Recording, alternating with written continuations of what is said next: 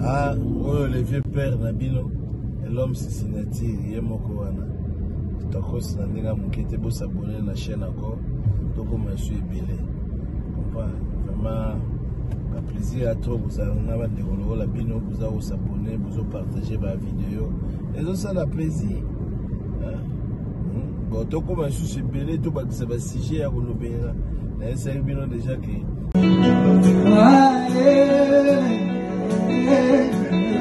Nanyanga lobaki botama Congolo yo kelengi. Il y a des fois que yoka magamba Congo, ça fait du froid na nzoto. Yoka malinzoto malili ezobangisa. Il y a des fois yoka zo comprendre deux mais ba papa mibimba bazo swana ou bien il y a quoi. La vie des hommes, naibisa yo, ekwe bendeli ekwe moto, motabangisa moninga te. Mais il faut tout vivre en paix. Biso na biso to luka ba confiter surtout na kati musique eza pas bato bazo sangana bakutana ba sepela okombana ainsi va la vie. Mais façon musique na biso kendaka na ba leader d'opinion na biso ndenge ba memelaka na ba musicien na biso ndenge ba memelaka musique yango nde peut-être bendaka ba polémique. Yango nde peut-être bendaka ba incompréhension. To comprendre te il y a des fois mon na musicien oyo na oyo bazo kanate. Des fois, tu vas kolobaga ke ezaka bato bazala entourage ba musicien nde mutu basala ka makambo yo et comme boy. Mais tout d'un coup, tout à l'heure qui sorti à moi na jibem piana abimaki na écran asala alobaki o il fallait loba tant que majeur azali responsable ya ba propos na ye. Mais nenge guerre ezokende, c'est comme si la musi misisa o elalaki kala ou bien milimo elalaki kala. Kala to banaye koyoka ke jibem piana na kofelo mede ebelaka te esimbaka te toyebaka pe raison te bawela nini toyebaka te. Mais cette fois-ci la guerre vient de commencer. Guerre ezalaki froid et comme c'est une réalité à la guerre. Et la guerre je sais que na éviter soki papa chéri ko se retenir ou bien papa chéri oboya ne ba problème mais mboso lobaki makamno sezalaka théâtre te et makamno sobatika ango pété eleka puisque il y a des choses qu'on va discuter oui mais il y a des choses que batu balobi et que ko sala ba chose mozo que na façon moko diffamatoire.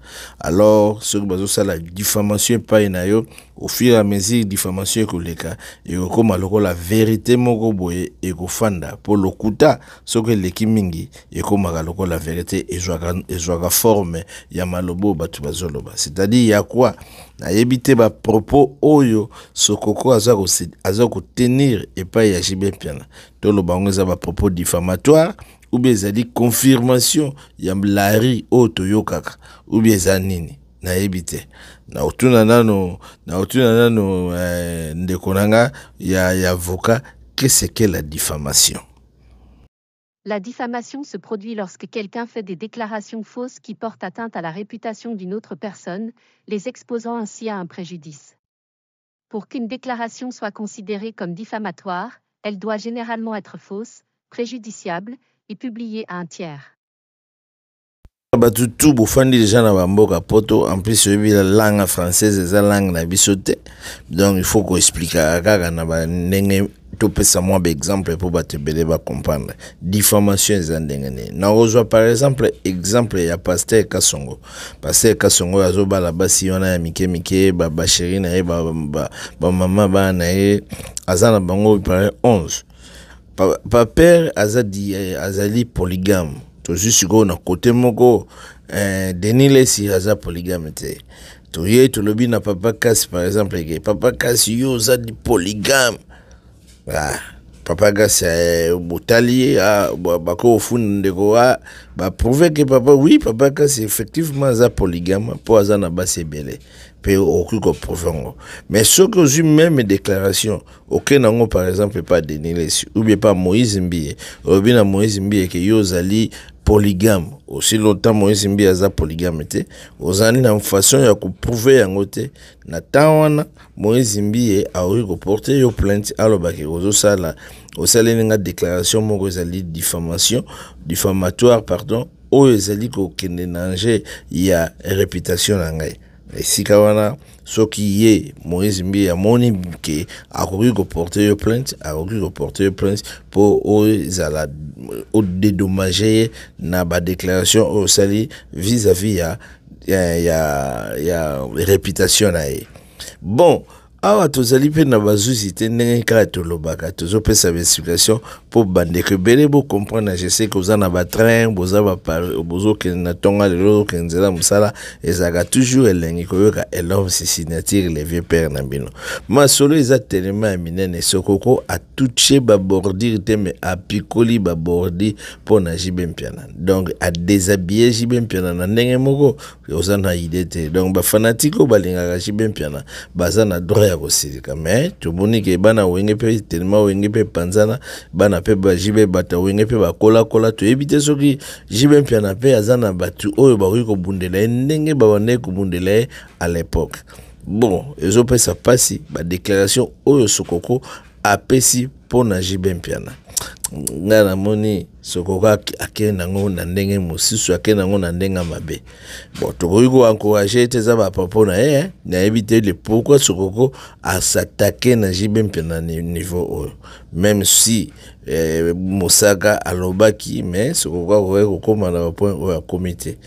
Bon, makambo nyonso ndenge mbosa alobaki makambo nyonso ezalaka théâtre te totala soki Jibe Mpiana ko réagir ou bien pas, mais entre temps te feza radio te bolanda déclaration ya sokoko eloko nini sokoko alobi na Jibe voyu moko boye na age na ye magicien, c'est-à-dire qu'azwi kaka lokolo ya ye moko papa chéri, azwi kaka lokolo ya ye moko papa chéri yango tolobaka tout osalaka efutamaka awa ntango akende kosimba bisimba nsima na ye abela liboma ya 3 jours après liboma wana nde zemi ya mwana wana ekoti tala siko biloko oyo ezokotela mwana wana nzoto azolanda kampa ya mani soki lelo oyo Didiston aboyaki kokolaborera mwana wana c'est tout à fait normal ayebisi véritable bino na ndenge papa na ngai edikanga nakosula na voyu lokwa yo te. Il est très imbécile le roi na osula na yo te. Abona c'est tout à fait normal. C'est tout à fait normal.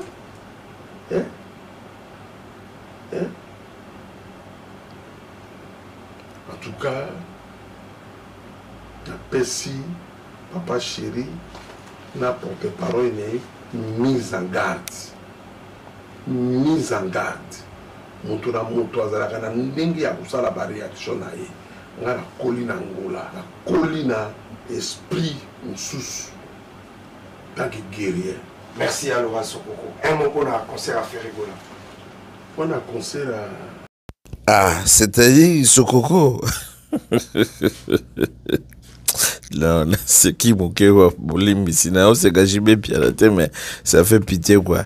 Donc Sokoko a confirmé que Jibe Mpiana a belaga liboma il y a 3 jours. Ma déclaration est grave, mais à ceux qui ont été, à ceux qui ont été, à l'objet magamuzusu, ils tellement grave quoi. Ils sont tellement grave. Na habité, pe azo bangate, à l'objet azana Kinshasa. So Jibalingi ba s'affronter. Ah. Bon, il pas à la milliard musique, to éviter soki ba makamo ko felo medem dazo betele ma solo, tozo e ba pete, tozo comprendre te kosokoka okozala teti bo ndenge nini. Ah, posiko place na yoki mawa, o ndenge vuma akitisi Jibe Mpiana, ko yebisa Jibe Mpiana ke non, ba pala na yo wana tout azotonga za bambonga bambanda. Bambanda ngo banani bapesa ka Jibe Mpiana bambongo. Eza mbongo ya Didi Kinwani, eza mbongo ya Kamere ne sokoko oza mwana mbali ata balobaka na moninga mobali balobaka na moninga mbali boyete. Ah, wana lobi mabe sokoko esali pasi owe okitisa Jibe Mpiana na ndenga boyete. Ambisi bana wenge pe toyoka wenge ini bazo tage papa chéri bofandi kimia bozolo bate bino danzela bino zalaka na maloba ba grimace. Ah, la guerre ngoyo ko felo vida chebino musapina misu totala nene nezokene TVza radio te boyoka déclaration ko sokoko quelque chose à la munene à la muke soit disant ninga zoloba mais nangina répondre na patron na ye o de la comment lokola papa na biso bombenga c'est-à-dire que carrière esila akoma kobetela baterasi ya bagombe banini loka babombenga banini ndenge naloba na ye boye ennemi na ye eza ngai te epuis nalingi naloba na papa chéri boye ngai nakotikalaka jamais kozala porte-parole ya quartier la terre nakotikalaka jamais kozala porte-parole ya Koffi Olomide. Koffi Olomide azali grand frère nanga soki naza kodéfendre ye na télévision nazodéfendre etaki petit frère azodéfendre grand frère mais mpona kozala porte-parole ya Koffi Olomide ekosalemaka jamais na vie nanga. De deux, à parler histoire ya Pondu, il faut que couper ça respect pena bateau. Pondu na habité ce qui ex et ya femme ya patron na ye ce qui na habité ko lamba Pondu na habité bambanda na bango bambanda papa chéri ayebi bambanda na ye eza biso te ezali grand frère nanga Koffi Olomide te puis Koffi Olomide akozala jamais mbanda na ye eza impossible soki aza na problème aza na problème na bambanda na ye parce que ayebi bambanda na ye aza na problème na bango et puis bosala attention ntango bokoluka kopelisa moto faut boyeba ninga koboma moto nga nazali un grand guerrier. Moi je ne suis pas quinois. Nga naza quinois te so bolingi bokotisa makambo na bino baje na bino botiango ngai te nga naza entrepreneur tikala kozala entrepreneur naza fanatique ya musique ya Koffi Olomide oyo aza grand frère nanga okutangi nanga kombo ya papa chéri aza na balbum combien oyo bokotutela ye tola aza na album ya combien ngai na niveau nanga nabundela vie nanga nasala société nanga na réussi na vie nanga papa chéri aleki nga na eloko te papa chéri atikali koleka nga na eloko te na makini ti bolakisa nga unité de production moko oyo ya papa chéri eza na kati ya Congo ke eloko wana ekotiselaka par jour $100 yo moto ozosomba bajip mpo bana ifo bakenda balele pa mbanda bapesa mbongo asombeli oyo jip omodifia ndako na mbongo bambanda oloba ndenge eloko moko te nga naza patron na marke nanga nakasi na elenge ya Congo awa okotala résidence nanga natonga yango na gu nanga na niveau ya bozwi nanga nakolakisa yango naza na hotel naza na restaurant bar naza na station naza na port privé naza na bamabele ya réserve naza nango naye na Congo awa namoni eloko moko ya malongo papa chéri na bino aza nango te namoni eloko moko aza nango te mosu ezali me alakisaka te eloko eza te tomonaka ya wana puissance eza te mosusu namoni alobi ke papa chéri akobule ye memi na ese ngai nakobule ye baministre moko basila nakobule ye na nini baministre moko basila aza na eloko nini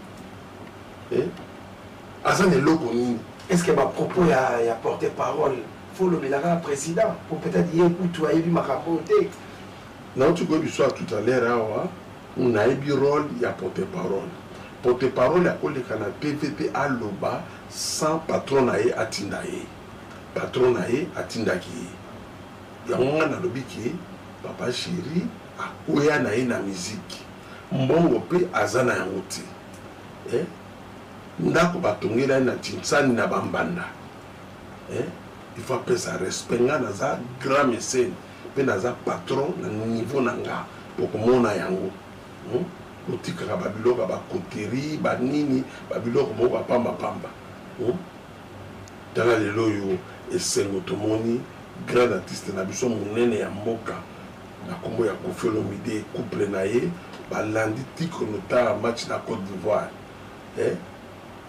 azwi retard répété abimiseli biso nouveau danse oui abimiseli biso nouveau danse obokobina on a 2024 système eteko système eteko danse ya bini wana système eteko bobina on a 2024 ça système eteko bobina on a 2024 aza ko créer toujours ba œuvre mais na lobby Keba papa chéri Keba oza ko tia mosapi na moto na lobby non na libanda Congo te na lobby non naza na Congo pelisa moto ngape na ko pelisa moto. Voilà, là c'était Yalora Sokoko par rapport à Sokoko azana nkela jibe mpiana te azobanga jibe mpiana te obana jibe mpiana baza ba avocat obana jibe mpiana basaka na bureau ya camera aza kuna te alobi azala Kinshasa soki bolingi bopelisa moto azobanga moto te c'est-à-dire soko so moni so azovimba na njongo je sais que maman na azana se en tout cas beaucoup yo d'ailleurs balobaki na éviter moto alobaka botama kongolo yo kelengi quoi weze juste lengi te ba conflit oyo ekomi kokende musika ba faut ba vivre en paix mais balitu balingi kimia te tout ça là nana provoquer makambo c'est Mosaka na biloba loba na ye omona ke bato baza oza déjà na États-Unis awa kangambanga fanda na yo lia biloko na yo oke kotumbola Sokoko tala Sokoko nenga fâché siko Sokoko fâché mabe lokola Sokoko fâché betozo c'est la réplique na bino to kanenge ni bokoloba pour biloko Sokoko beti Sokoko za vraiment mobile solo fosileka Sokoko za vraiment na ba raison omoni ke makambo tout Sokoko lobi na yo za lokuta il faut bon mener la justice mais Sokoko bon mener la justice c'est que Sokoko l'équipe bino na force qui dit Sokoko l'équipe bino na force et ni ko loba ke Koffi Olomide azo maté bino donc Sokoko boko banga Koffi Olomide il faut qu'on affronter bon guerre yo pe eumeli mo muke guerre froide eumeli mo muke il faut makambo ici là avant tout ne vaut mieux la fin d'une chose que son commencement et bandaki kala o tozo kinisiko na fin to eba conflit ngo pesa la ganini ba wele la ganini eloko nini sala ke babunda na kotikela bino ba propos ya Mosaka bolonda Mosaka nini bango mutu bachaka toujours pétrole na pa yo il fallait pas kocha pétrole bon à suivre na banza to momonani na république ezakoya takos Achara misa 17 ba misa te kama 17 ba misa de rang ozoka sola nzombo na sani nzombo na nzombo te na boulevard parfait pour nous comme ça bilobela surtout pour ça ngibongo te donc ça gros pour aider dans la vie de papa chéri faites attention oza wenge to zo onde zalama prudent ba bilobela ko sauter nga pondo ko sauter na ba suko cha yombo beleza nga point suko ne côté chéri te tato kola suko to benga suko petit cha na compte. Oui, parce que petit chat compte. On en fout après. Parce que vous, quand tu as un coin, même en fait, petit chat compte. Il faut finir papa chéri. On laisse beaucoup lui à la tissu. Oui, l'autre. C'est respecter quoi. Respect, il faut là. Vous avez besoin de réciprocité et respect. Voilà.